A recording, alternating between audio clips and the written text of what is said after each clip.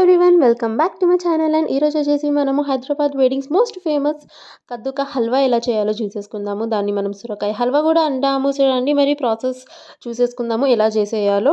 So ఇక్కడ వచ్చేసి నేను చిన్న సొరకాయ ముక్క తీసుకున్నాను. మీరు ఎంత హల్వా చేయాలనుకుంటే దాన్ని బట్టి సొరకాయ అయితే తీసుకోవచ్చు. ఫస్ట్ వచ్చేసి నేను ఇలా చిన్న పీస్గా సొరకాయని అయితే కట్ చేసేసుకుంటున్నాను. ఎందుకంటే మనం దీన్ని గ్రేట్ చేస్తాం కాబట్టి గ్రేట్ చేయడానికి మనకి ఈజీగా అనుకూలంగా ఉండాలి కాబట్టి ఇలా చిన్న పీసెస్గా అయితే కట్ చేసేసాను. దీన్ని వచ్చేసి మనం మొత్తం పీల్ చేసేసుకుందాము. సొరకాయ అనేది పీల్ చేసిన తర్వాత దీన్ని మనము మిడిల్లో నుండి ఇలా కట్ చేసేసుకుందాము. ఇలా కట్ చేసుకున్న తర్వాత లోపల అయితే ఏవైతే సీడ్స్ ఉంటాయో దాని వైట్ పార్ట్ ఏదైతే ఉంటుందో సొరకాయ లోపలది దాన్ని మనము చిన్నగా తీసేసుకోవాలి ఇలా కట్ చేసుకుంటా.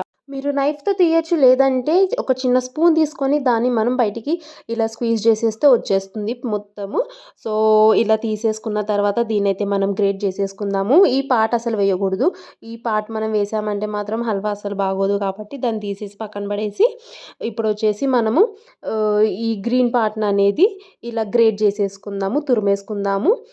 ఇలా తురుముకున్న తర్వాత అయితే దీన్ని మనము వెంటనే హల్వా అనేది చేసేసుకోవాలి. ఎందుకంటే సొరకాయలో అనేది వాటర్ కన్సిస్టెన్సీ ఎక్కువ ఉంటుంది కాబట్టి మనం ఎక్కువసేపు అయితే పెట్టకూడదు. ఎక్కువసేపు దాన్ని మనం గ్రేట్ చేసి పెట్టామంటే మాత్రం చాలా వాటర్ అనేది రిలీజ్ అయిపోతుంది. సో హల్వా చేయడానికి మనకు పనికిరాదు.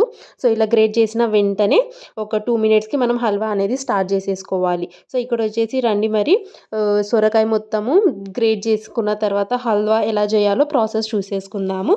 గ్యాస్ అనేది మనం మీడియం ఫ్లేమ్లోకి వెలిగించేసి దానిపైన ఒక పెద్ద కళాయి అనేది పెట్టేసుకుందాము. కళాయి అనేది పెట్టుకున్న తర్వాత దాంట్లోకి 2 టేబుల్ స్పూన్ వచ్చేసి నేను నెయ్యి వేసుకున్నాను. నెయ్యి వేసుకున్న తర్వాత దీంట్లోకి అయితే మనము సన్నగా కట్ చేసుకున్న బాదం పప్పు వేసేసుకొని వేయించేసుకుందాము. అలా వేయించుకున్న తర్వాత దాన్ని మనం తీసేసుకొని ఒక ప్లేట్లోకి పక్కన పెట్టేసుకుందాము. అలా పక్కన పెట్టుకున్న తర్వాత ఇదే నెయ్యిలో మనము సన్నగా గ్రేట్ చేసుకున్న సొరకాయని వేసేసుకొని ఒక 2 మినిట్స్ దాకా లో ఫ్లేమ్లోకి ఫ్రై అవ్వనిద్దాము. దాని పచ్చివాసన అనేది పోయే వరకు. అలా పచ్చివాసన అనేది పోయిన తర్వాతే మనము దాంట్లోకి పాలు అండ్ షుగర్ అయితే యాడ్ చేస్తాము. ఇందులోకి మనము సొరకాయ అనేది కుక్ చేసేటప్పటికి అది వాటర్ అనేది రిలీజ్ చేస్తూనే ఉండిద్ది. ఎందుకంటే వాటర్ కన్సిస్టెన్సీ సొరకాయలో చాలా ఎక్కువ ఉంటుంది కాబట్టి ఇలా 2 మినిట్స్ తర్వాత మనము దీన్ని ఫ్రై ఇచ్చిన తర్వాత దీంట్లోకి అయితే మనము పాలు అనేది వేసుకుంటాము. సో పాలు వేసే ముందైతే మనం ఫస్ట్ హల్వా కన్సిస్టెన్సీని చూసేసుకోవాలి. అందులో ఎటువంటి వాటర్ లేవు కదా అని చెప్పేసి ఇది ఒకసారి ప్రాపర్గా ఫ్రై అయిన తర్వాత దాంట్లోకి వచ్చేసి నేనైతే ఒక చిన్న కప్పు పాలైతే వేసేసుకున్నాను. 2 కప్స్ సొరకాయ తురుములోకి 1 కప్ పాలైతే వేసేసుకున్నాను. పాలు వేసిన వెంటనే దాంట్లోకి మనం వచ్చేసి ఇందాక ఫ్రై చేసుకున్న బాదం పప్పుని వేసేసుకుందాము. అలాగే ఒక 1/2 టేబుల్ స్పూన్ యాలకల్ పౌడర్ని మనము ఇందులోకి వేసేసుకుందాము. ఇలాచీ పౌడర్ వేసిన తర్వాత దీన్ని బాగా కలిపేసుకొని మనము మూత పెట్టేసుకొని ఒక 5 మినిట్స్ దాకా లో ఫ్లేమ్లోకి చేసుకోవాలి. దీన్ని మనము లో ఫ్లేమ్లోకి కుక్ చేసుకున్న తర్వాత ఎప్పుడైతే ఇది కొంచెం దగ్గరగా పడుతుందో అప్పుడు ఇందులోకి మనం షుగర్ అయితే యాడ్ చేస్తాము. షుగర్ వచ్చేసి నేను ఇక్కడ 1/2 కప్ షుగర్ అయితే తీసుకున్నాను. షుగర్ అనేది మనం దీంట్లోకి వేసేసిన తర్వాత దీన్ని బాగా కలిపేసుకొని మనము ఒక 5 to 6 మినిట్స్ దాకా లో ఫ్లేమ్లోకి మధ్య మధ్యలో కలుపుతూ మనం దీన్ని కుక్ చేసుకుంటాము. అంతే అండి. ఇది సొరకాయ హల్వా కాబట్టి ఇది కుక్ అయ్యే కొద్దీ వాటర్ అనేది రిలీజ్ చేస్తూ ఉంటుంది కాబట్టి ఇది కొంచెం టైం పడుతుంది.